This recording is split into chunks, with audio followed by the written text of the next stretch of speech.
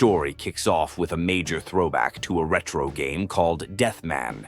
It is super niche, but the lore is actually wild because it mirrors the current situation. Aliens invade Earth and force humans into a twisted game of survival based on scores, which honestly sounds like a toxic social media algorithm come to life.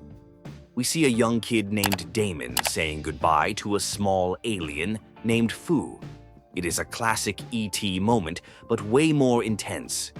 Fu promises to return in 20 years, and Damon is absolutely distraught. The bond they have is deep, but you can already tell this promise is going to age terribly.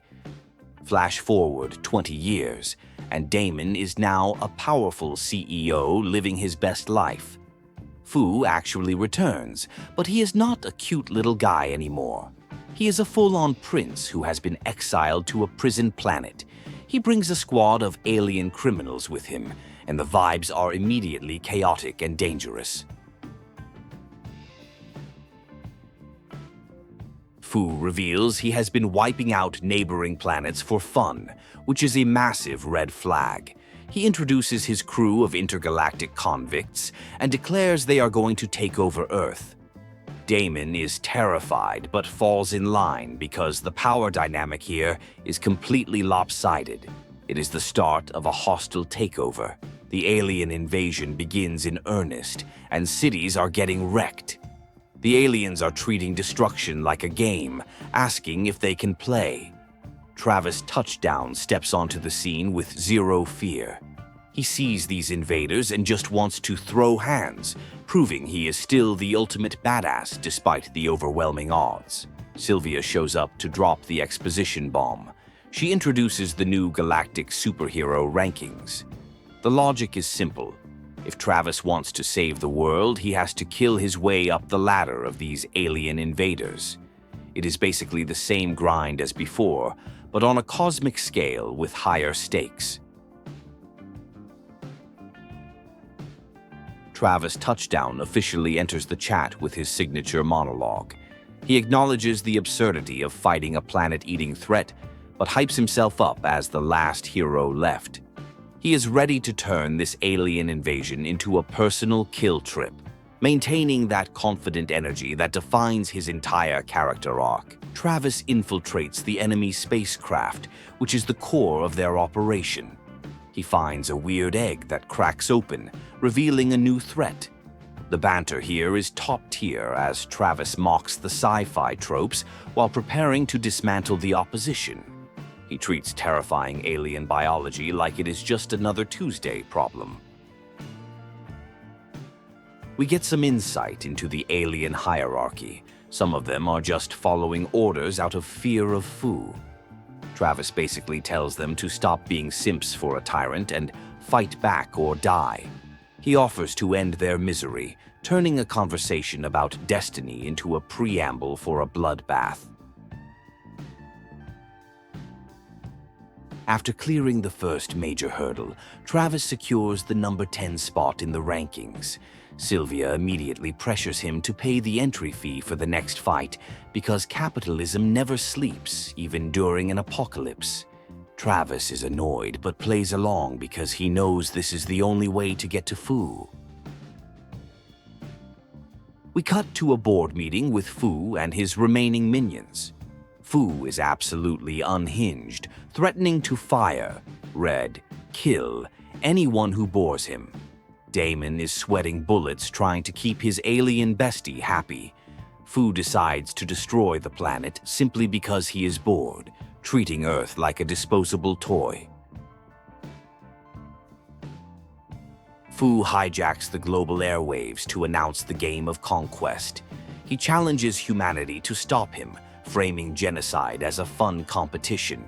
He invites anyone brave enough to come to Damon Tower. It is a massive flex, and he mocks the human military for trying to stop him with primitive weapons. The narrative outlines the full roster of the Galactic Superhero Rankings.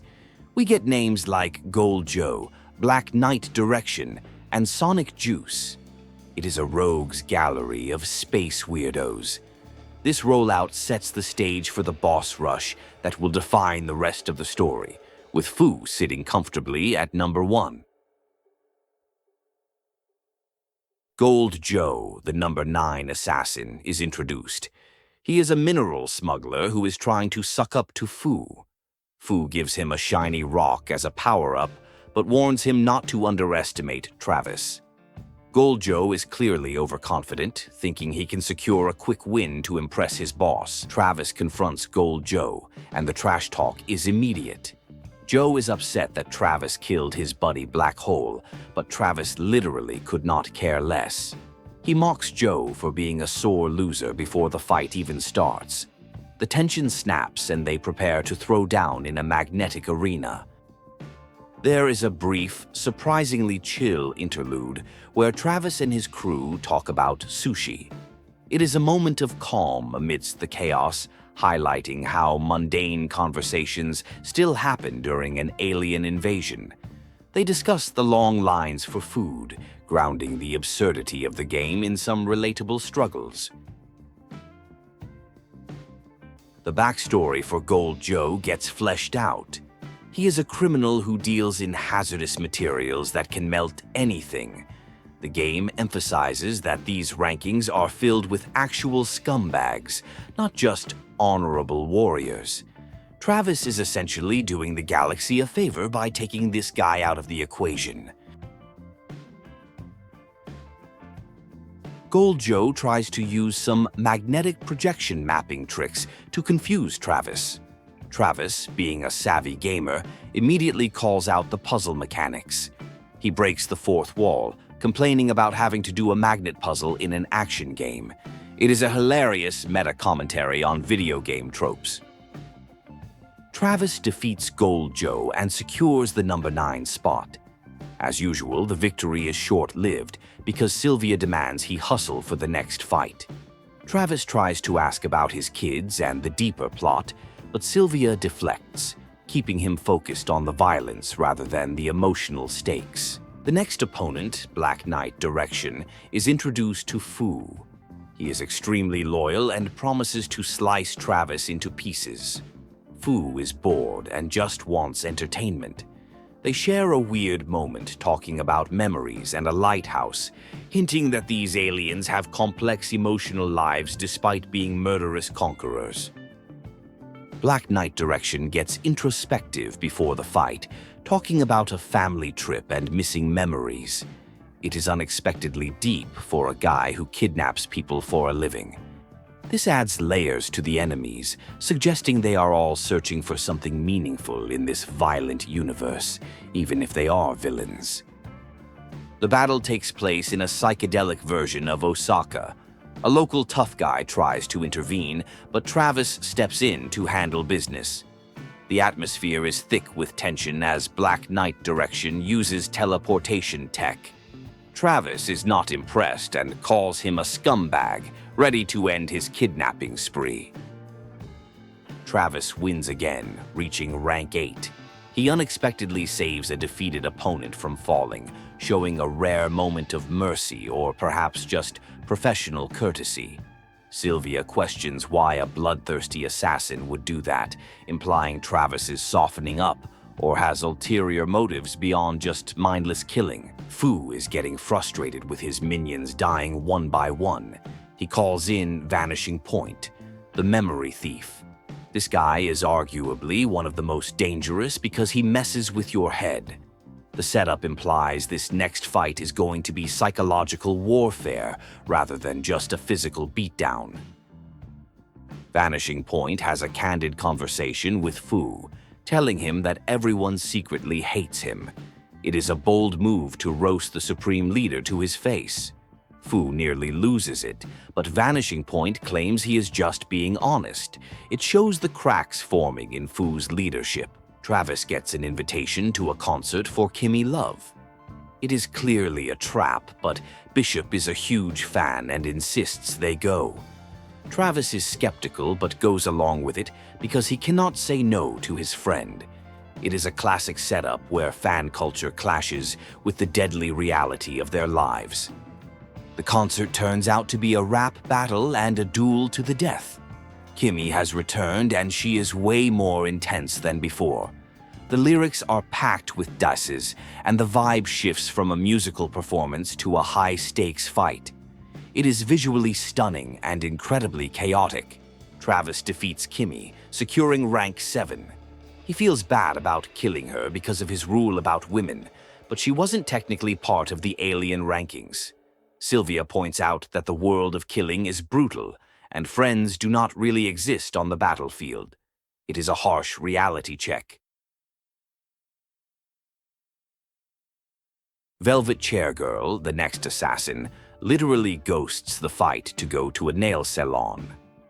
Fu is annoyed but lets it slide because women are a hassle in his view. It is a funny subversion of expectations where the boss fight is delayed because the villain just didn't feel like showing up. Travis arrives at the arena for Velvet Chair Girl, which is a musical chair setup. It looks like a high-budget game show. He is forced to participate in this bizarre minigame, complaining about the culture of it all. It is another instance of the story mocking its own video game structure. Velvet Chair Girl loses the musical chairs game and decides to just end it all, rather than fight Travis directly. However, her pet monster, Oma, goes berserk. Travis has to put down the beast to save the city. It is a tragic and weird end to the rank 6 battle. Travis is now rank 6. He is starting to actually enjoy the climb, feeling the thrill of the hunt. He sets his sights on becoming the baddest dude in the galaxy. The momentum is building, and Travis is fully embracing his role as the chaotic savior of Earth. The next opponent is Midorikawa, the Dark World Princess. The setting shifts to a creepy, haunted school. The vibe is straight out of a Japanese horror movie, which totally freaks Travis out. It is a complete genre shift that keeps the narrative feeling fresh and unpredictable. Midori reveals her backstory and challenges Travis on the school roof. She fights using these cute but deadly puppets and eventually transforms into a giant monster. Travis has to switch gears to fight a kaiju-sized enemy, proving he can adapt to literally any ridiculous situation thrown his way. Travis defeats Midori but spares her because she is connected to his friend Kamui. It turns out she was just treating this invasion like a fun vacation or a barbecue. This interaction shows Travis's loyalty to his friends overrides his assassin instincts, creating a network of allies amidst the enemies. We see the big four of Fu's army. Tensions are high as they argue about who gets to kill Travis. Fu is getting impatient and demands results. The infighting highlights that these guys are not a cohesive unit, just a bunch of strong egos forced together by a tyrant. Travis is targeted by a sniper, but suddenly a new character enters. Notorious, a pro wrestler and superhero. He tries to steal Travis's kill, claiming it is his duty to protect the town. It is a hilarious clash of egos between the assassin and the traditional hero archetype. Travis confronts a recurring villain, Destroyman. This guy just will not stay dead. He has mass-produced himself, creating an army of clones. It is a callback to previous games, and a testament to how absurd the lore has become. Travis is just exhausted by this guy's persistence. Travis descends into the factory to find the real Destroyman. It is a production line of evil. Travis has to destroy the original to stop the clones. He mocks Destroyman for being an immature loser who refuses to give up. The fight is a cathartic beatdown of a long-time nuisance. Sonic Juice, one of Fu's top guys, shares a drink with his boss. They reminisce about old times, and Sonic Juice suggests they should maybe just give up on conquering Earth. Fu refuses to back down, obsessed with his destiny. It shows that even the villains are tired of this endless cycle of violence. Travis fights Sonic Juice, but the battle turns into a turn-based RPG. Travis is confused and annoyed that he can't move freely. They literally stand there selecting commands from a menu. It is the ultimate meta joke, forcing an action character to play by strict RPG rules. Travis shatters the RPG window and forces the fight back into real-time action. He declares that real boss fights are about timing and rhythm, not waiting for turns. He proceeds to dismantle Sonic Juice with classic action game mechanics, rejecting the genre shift with pure aggression. Sonic Juice surrenders, begging for his life. Travis actually considers sparing him, showing growth. However, Fu intervenes and executes Sonic Juice for being weak.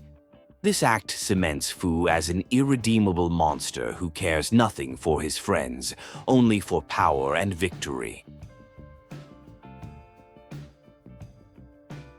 With Paradox Bandit already dead by Fu's hand, Travis jumps straight to rank 2. The final showdown is set. Fu is waiting at Damon Tower. Travis senses Fu's fear, realizing the prince is terrified of losing his game. The endgame is approaching, and the stakes have never been higher. Before Travis can reach Fu, his brother Henry Cooldown attacks. Henry has gone completely off the deep end, ranting about movies and God. He is fully cursed and wants to kill Travis to fulfill some twisted family destiny. It is a brutal sibling rivalry that comes out of nowhere. Travis defeats Henry, who retreats while ranting. It is a heavy emotional moment for Travis, dealing with his broken family while trying to save the world. Sylvia tells him to focus because Fu is the only thing left standing between Earth and destruction. In a bizarre cameo, famous director Takashi Miike appears and saves a character from rubble. He agrees to film a live-action version of the events. It is a surreal break in the tension that reminds everyone that this world operates on dream logic and pop culture references. Travis finally confronts Fu. Fu tries to act tough, calling Travis a pebble, but he is clearly shaking. Travis calls him out for being a spoiled brat who has never been told no. The psychological dismantling is just as savage as the physical fight that follows. Travis defeats Fu. Fu tries to crawl away, begging Damon for help. In a shocking twist, Damon rejects him and kills his former best friend. Damon reveals he was never just a pawn. He has his own dark ambitions. The toxic friendship ends in the most brutal way possible. Just when you think it is over, a massive mech appears from another dimension.